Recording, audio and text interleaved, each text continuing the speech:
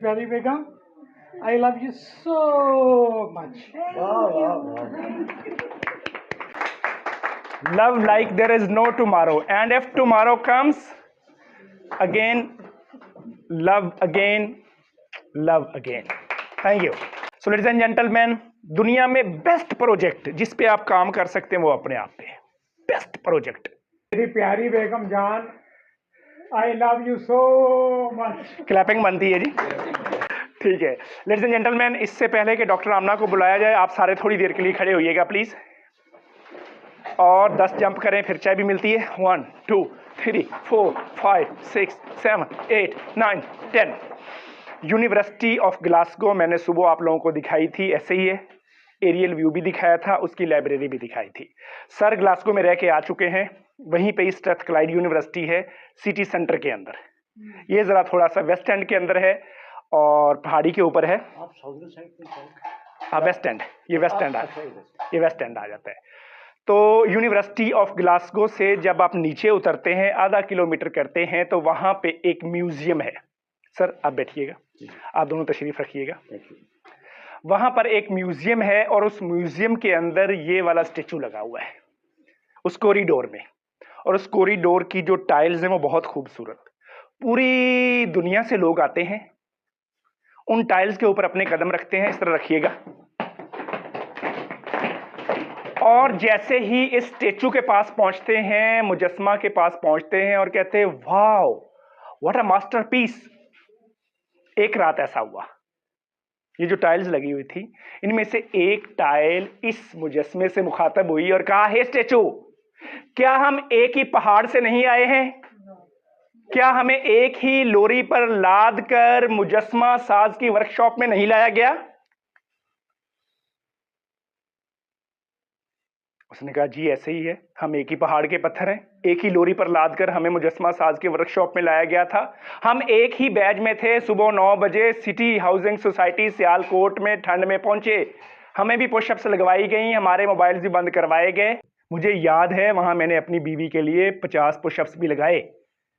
और ऐसे ट्रेनर का नेक्स्ट टाइम कहीं नाम जिक्र भी आए तो दोस्तों को भी बचाना है कि इसके प्रोग्राम में नहीं जाना, ये सजाएं भी देता है। तो मुझे याद है। लेकिन मेरी प्यारी दोस्त टाइल, क्या आपको याद है कि जब मुजस्मा साज ने मास्टरपीस बनाने की कोशिश की तो सबसे पहले आप वाला ब्लॉक उठाया था? ये कौन कह रहा है? वो स्टेचू, वो मुजस्मा। किसको कह रहा है?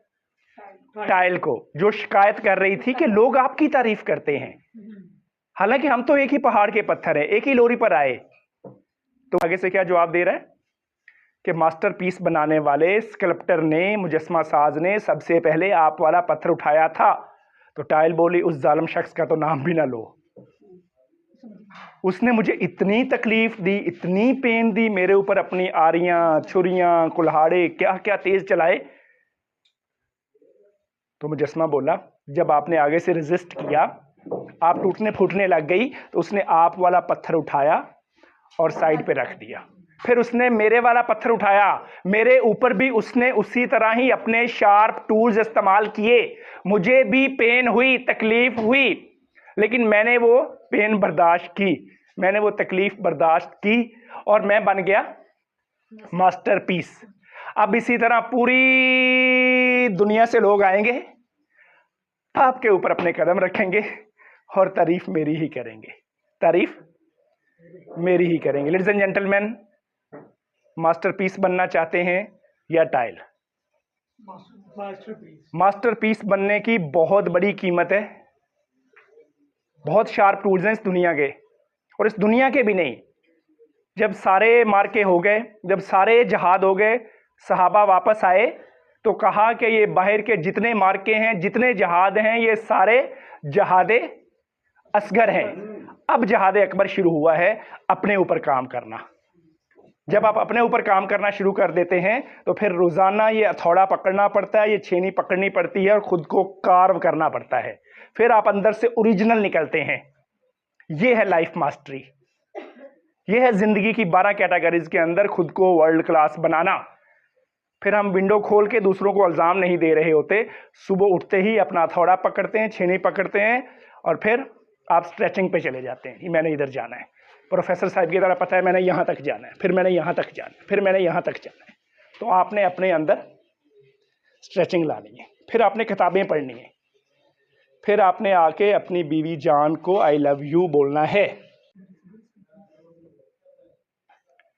इससे बेहतर प्रोजेक्ट अभी तक हम दोनों मियाँ बीवी को इंग्लैंड से पढ़ के, अमेरिका से, डेनमार्क से, जापान से 40+ पर्सनल डेवलपमेंट के ऊपर कोर्सेज लेके, बुक्स पढ़ के, इससे बेस्ट प्रोजेक्ट अभी तक नहीं मिला।